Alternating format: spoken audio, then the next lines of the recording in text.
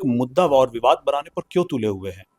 बिहार सरकार का गृह विभाग और पुलिस प्रशासन का यह विशेषाधिकार है। क्या बिहार के विकास के मुद्दे खत्म हो गए हैं कि आपको पूरी की पूरी पार्टी की राजनीति के केंद्र में सिर्फ और सिर्फ परिवार की सुरक्षा और परिवार के बंगले के बारे में ही बात करनी है? देखने में आ रहा है कि जिस तरह से पहले लठैत और बाकी ये चीजें गुंडे रख करके ये लोग जैसे बिहार में जंगल राज फैलाए थे, आज दोबारा उसकी पुनरावृत्ति होती हुई मतलब उसकी दोबारा पुनरावृत्ति करना चाहते हैं। आपकी नीयत में खोट क्यों आ रहा है जब नीतिगत तरीके से आपकी सुरक्षा को घटाया गया, बंगले को आपको रहने के लिए दूसरा बंगला दिया गया है, तो आप वहां जाइए।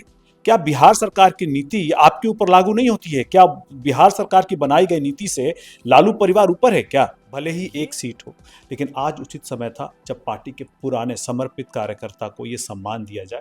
हमारे नेता चिराग पासवान जी ने इसी को धरातल पर उतारा है। और नमस्कार, न्यूज फाउंडेशन देख रहे हैं आप। मैं हूं आपके साथ धीरज सिंह।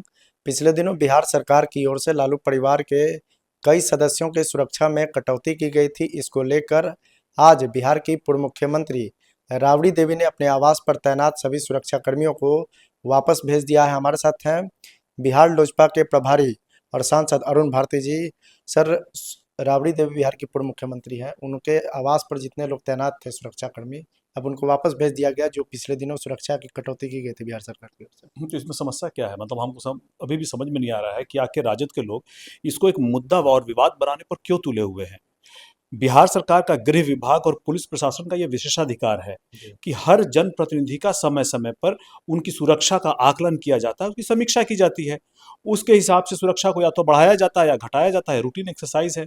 लेकिन जिस तरह से पूरी की पूरी राजद अभी इसको एक मुद्दा बनाने पर तुली हुई है, तो बड़ा सीधा सा स्वाभाविक सा सवाल है, क्या बिहार के लोगों के मुद्दे खत्म हो गए हैं?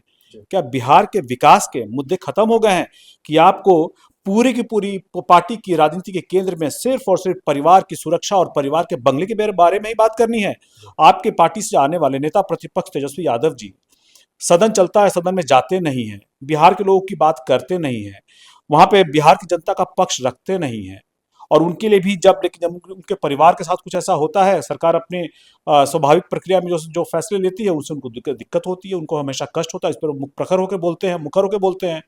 तो आज के दिन में सवाल ये है, ये तय करने की जरूरत है कि पूरी की पूरी पार्टी राजद का केंद्र में मुद्दा पार्टी की सुरक्षा, परिवार की सुरक्षा, परिवार के लिए बंगला है कि बिहार के लोगों की सुरक्षा और बिहार के लोगों का विकास है।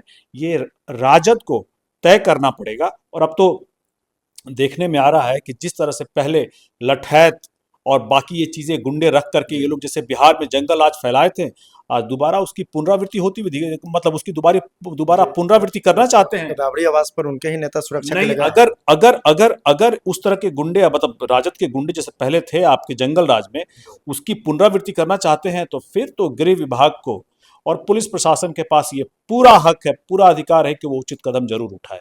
लेकिन आरजेडी आप ही लोग पे सवाल उठा रही है कि मुख्यमंत्री सम्राट चौधरी को बनाया गया था बिहार के लोगों के काम करने के लिए, लालू परिवार को ही आप लोग टारगेट कर रहे हैं। किसी को टारगेट नहीं कर रहे, बिहार सरकार अपना काम कर रही है।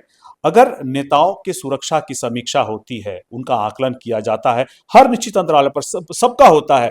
आप याद कीजिए, अलग अलग नेताओं के सुरक्षा और उनके रहने के स्थान का हमेशा आकलन किया गया है। अगर ये आकलन किया जा रहा है बिहार सरकार की नीति के हिसाब से, तो आपकी नीयत में खोट क्यों आ रहा है जब नीतिगत तरीके से आपकी सुरक्षा को घटाया गया, बंगले को आपको रहने के लिए दूसरा बंगला दिया गया है, तो आप वहां जाइए। क्या बिहार सरकार की नीति आपके ऊपर लागू नहीं होती है? क्या बिहार सरकार की बनाई गई नीति से लालू परिवार ऊपर है क्या? ये तय करने की जरूरत है कि नीति और नियत साफ होनी चाहिए। नीति सबके लिए है और नियत आपको बिहार के लोगों के पक्ष में रख के बात करनी होगी, सिर्फ और सिर्फ एक परिवार की सुरक्षा और एक परिवार के लिए बंगले के रूप में नहीं।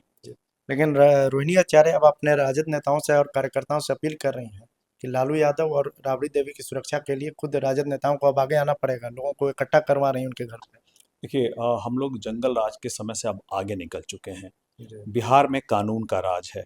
जिस तरह से अपराधी पीछे बिहार में बहुत ज़्यादा अपराध को लेकर के सक्रिय थे, और माननीय मुख्यमंत्री सम्राट चौधरी जी के आने के बाद हमारे नेता चिराग पासवान जी के विजन के तहत हम लोग लगातार कैसे अपराध मुक्त किया जाए, कैसे कोई भी अपराध हो, अपराधी हो तो उसको संज्ञान में लेकर के पुलिसिया कार्रवाई की जाए।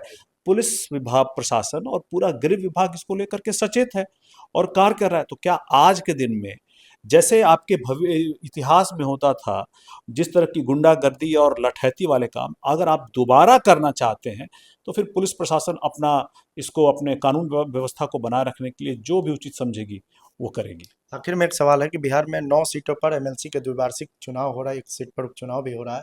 आपकी पार्टी ने भी एक उम्मीदवार उतारा है अशरफ अंसारी को एनडीए की ओर से, कैसे देखते हैं इस फैसले को? देखिए, अशरफ अंसारी जी हमारी पार्टी के बहुत पुराने, बहुत समर्पित कार्यकर्ता हैं।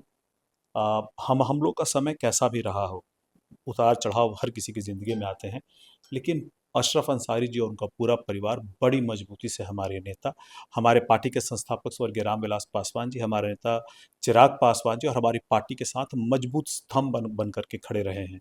आज ये उचित समय आया है, भले ही एक सीट हो, लेकिन आज उचित समय था जब पार्टी के पुराने समर्पित कार्यकर्ता को ये सम्मान दिया जाए। हमारे नेता चिराग पासवान जी ने इसी को धरातल पर उतारा है और अशरफ अंसारी जी को उम्मीदवार नामित करके उनको सम्मानित करने का, पार्टी के जो आम कार्यकर्ता हैं उनको ये बताया है कि जो पार्टी के लिए मजबूती से काम करेगा, उसको पार्टी जब भी अवसर मिलेगा उसको सम्मानित करने का काम करेगी। बहुत बहुत धन्यवाद। ये बिहार के लोजपा रामविलास के प्रभारी और सांसद अरुण भारती जी। दिल्ली से न्यूज़ फॉर नेशन के लिए मैं धीरज सिंह।